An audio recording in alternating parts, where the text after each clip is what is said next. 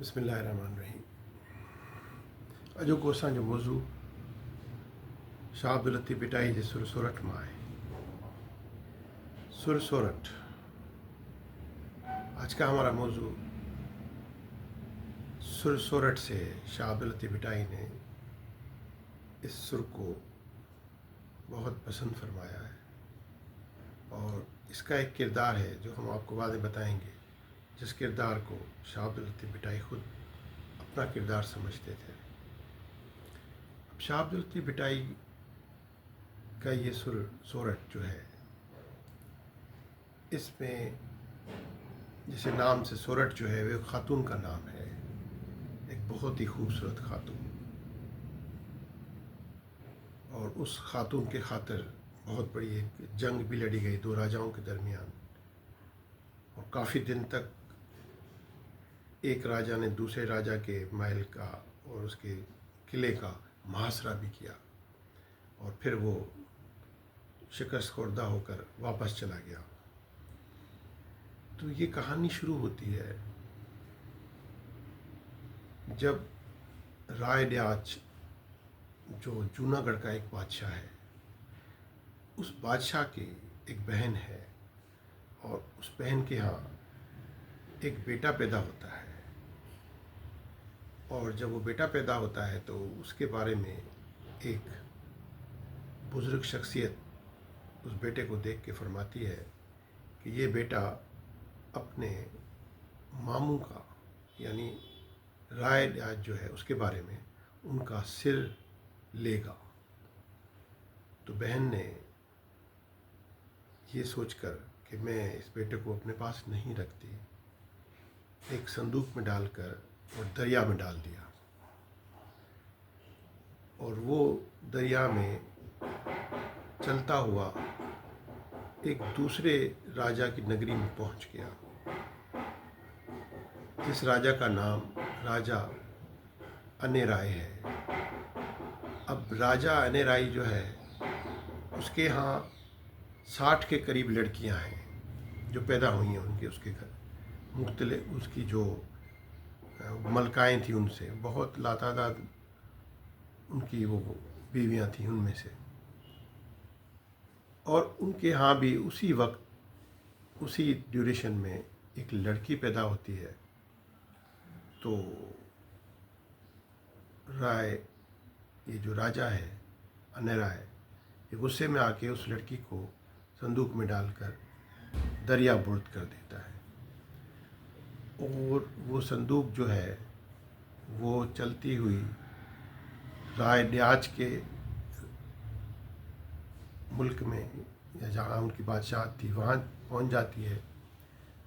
और उसको एक कुम्हार जो होता है, हमारे यहाँ कुम्भर कहते हैं, वो जो मिट्टी के बर्तन बनाता है, उनके यहाँ कोई बेऔलाद जो थे उनके यहाँ ये उनको मिली, तो उन्होंने उसको पाल के पोस के बड़ा किया, तो उसका नाम सोरठ रखा। और वो जो राजा ड्याच का वो जो था मांझा, जिसको पानी में डाला गया था, वो संदूक राजा अनेराय के जो है इलाके में एक चारण संगीतकार को मिली। वो भी बेऔलाद थे, तो मियाँ बीवी ने उसको पाला और उसका नाम बीझल रखा। अब थोड़ी सी देर के लिए आप समझ जाएं कि ये जो बीझल है ये राय ड्याच की जो बहन है उसका बेटा है, जो दूसरी सल्तनत में जहाँ का राजा अनेराय है वहाँ पहुँच गया है। और वो जो राजा अनेराय की बेटी जो उसने गुस्से में फेंक दी दरिया में संदूक में डालकर, वो राजा ड्याच के नगरी पहुंचकर और वहाँ पर सोरठ उसका नाम रख दिया गया। बहुत ही दिलचस्प हकीकत है, ये एक दास्तान है कोई शाह अब्दुल लतीफ़ भिटाई, जैसे हम सिंधी में कहते हैं, कॾहिं का अहिड़ी दास्तान जेका आहे उन जे बारे में पंहिंजे सुर में न ॻाल्हायो जेका एग्ज़िस्ट नथी करे। तो ये जो एग्ज़िस्ट करती है ये दास्तान, और उस दास्तान में आगे चलकर एक अजीब मोड़ आता है जब ये दोनों बच्चे बड़े हो जाते हैं।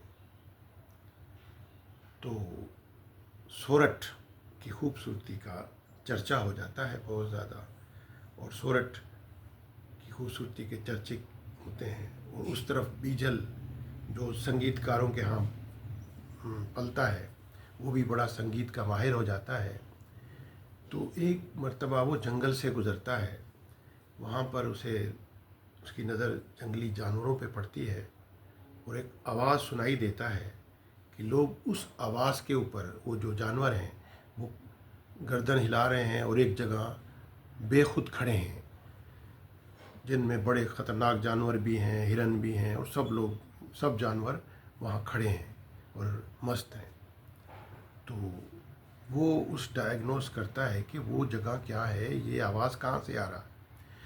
तो सामने उसे नज़र आता है कि एक, सिंधी में हम कहते हैं तंद, एक तंद लगी हुई है, दो लकड़ियों के दरमियान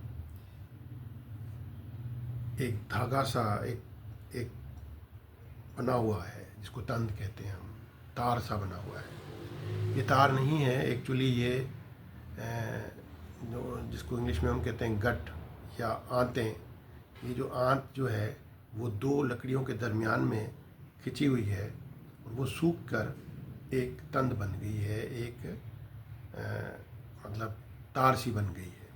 और वो हवा लगने से उसमें से एक आवाज़ निकलती है, सुन। तो उस आवाज़ पर ये सारे पर जानवर जो हैं वो बेखुद हो जाते हैं, और ख़ुद बीजल भी कुछ देर के लिए बेखुद हो गया। तो बीजल ने वो तंद, वो तार वहाँ से उतार कर, जो उसका अपना एक इंस्ट्रूमेंट था जिसको हम चारण कहते हैं, उस चारण के अंदर भी ये तारें बंधी होती हैं, तो उन तारों की जगह उसने उस तंद को जो है वो बांध लिया। अब वो तंद बांध कर उसने जब बजाई तो फिर वही जानवर इस तरह ही बेखुद हो गए। और फिर यही तजर्बा इसने शहरों में जाकर किया, अपना जो गाना था वो भी गाया और उसके साथ इसको बजाया। तो इस सुर के बजने पर इस इंस्ट्रूमेंट में से जो साउंड निकला, लोग बेखुद हो गए, और बड़ी इसकी इलाके में जो है वो एक धाक हो गई कि बहुत बड़ा संगीतकार है बीजल। अब हुआ ये कि सोरठ की खूबसूरती की बहुत ज़्यादा अपने इलाके से निकलकर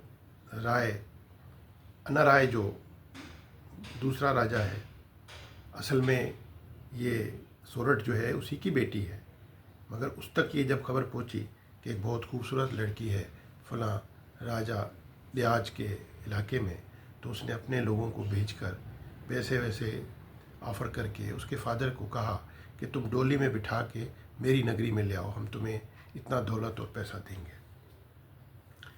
जब वो उसे डोली में डालकर ले जा रहा था तो बाज़ार से गुज़रते हुए सामने से इस छोटे से प्रोसेशन काफ़िले का सामना जो है राय ड्याज की जो एक प्रोसेशन आ रहा था, जिसमें वो खुद घोड़ों पर और उसके साथ उसके बॉडीगार्ड्स साथ थे। तो डोली के उस दरवाजे से, पर्दे से उसकी जब वो खुला तो उसमें से सोरठ पर राय ड्याज की नज़र पड़ गई, और सोरठ की राय ड्याज पर पड़ गई, और मोहब्बत इश्क की दास्तान हो गई। तो राय ड्याज ने फ़ौरन उनको रोका कि ये तुम कहाँ जा रहे हो, ये डोली कौन है और ये क्या है, क्योंकि वो बादशाह था वहाँ का। तो उसके बाप ने बताया कि वो राय जो है वो मेरी बेटी से शादी करना चाहता है, तो मैं डोली में लेके जा रहा हूँ। तो राजा ने कहा तुम्हें शर्म नहीं है, हमारे इलाके के होकर तुम दूसरे इलाके के बादशाह को लेके देने जा रहे हो, तो हम इसको अपनी मलका बनाएंगे। और इस तरह उसने जो है उसको अपनी मलका बनाने का ऐलान किया और अपने महल में ले आया। ये खबर जब अन्ना राय को मिली, जो कि एक एक्चुअली उसका फादर था उस लड़की का, मगर उसको पता नहीं था, वो एक फौज लेकर और उस किले पर पहुंच गया। उसके राय ड्याज किला बंद होकर उसने जंग लड़ी और महीनों के हिसाब से वो जंग जो है वो जीत न सका। अन्ना राय जो था वो शिकस्त खुर्दा होकर वापस अपने मुल्क चला गया और वहाँ उसने एक थाल में हीरे जवाहरात रख कर और पूरे अपने इलाके में घुमाया कि जो शख्स राय ड्याज का सर लेकर आएगा तो हम उसको ये तो हमारा एक टोकन है और उसके बाद हम बहुत दौलत देंगे। तो उन बादशाह अन्ना राय इहो माण्हुनि खे जेको आहे सो पेशकश कई ऐं ऐलान कराए। अब बीजल की एक वाइफ थी, तो उसने लालच में आकर कि बीजल ये काम कर सकता है, क्योंकि जो राजा ड्याज जो है वो सुर का बहुत बड़ा वो है, मतलब कदरदान है, और बीजल के पास तो एक ऐसा साज भी है जिससे लोगों को बेखुद कर देता है, तो वो राजा का सर जो है वो ले आएगा। और उसने वो थाल लेके अपने पास रख लिया कि हम ये काम करेंगे। जब बीजल घर आया तो उसकी बेगम ने कहा कि अब तो मेरी इज़्ज़त का मामला है और मैंने ये थाल ले लिया है बादशाह के जो कारिंदे थे उनसे। तो बीजल अपना सरुंदा अपना वो चारण लेकर और उस नगरी में पहुंच गया जहाँ राय ड्याज का महल था, और उसने वहाँ बाहर उसके महल के बाहर तंद चलाना शुरू किया और उसकी आवाज़ से राजा किले की जो उनसे महल से उतर के नीचे आया और राजा ने कहा, तुम कौन हो, क्या मांगते हो?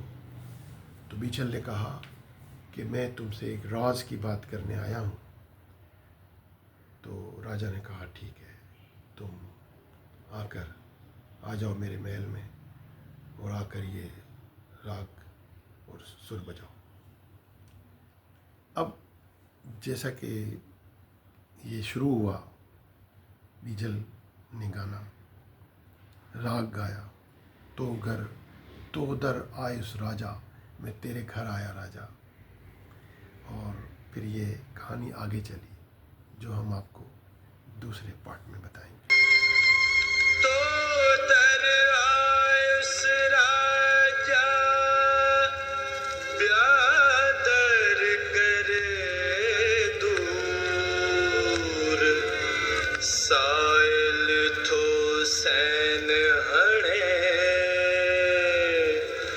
हर दम आन हुजूर, ब्यो न मंगे मूर, अमन जो उनखे,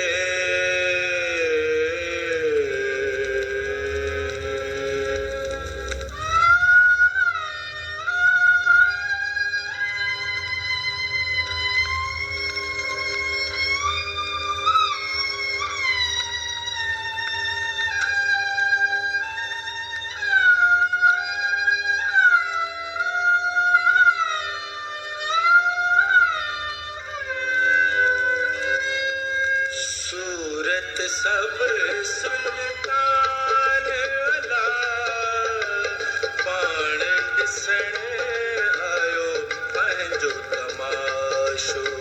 सूरत सब सुल्तान अला, पाण ॾिसण आयो पंहिंजो तमाशो। सूरत सब सुल्तान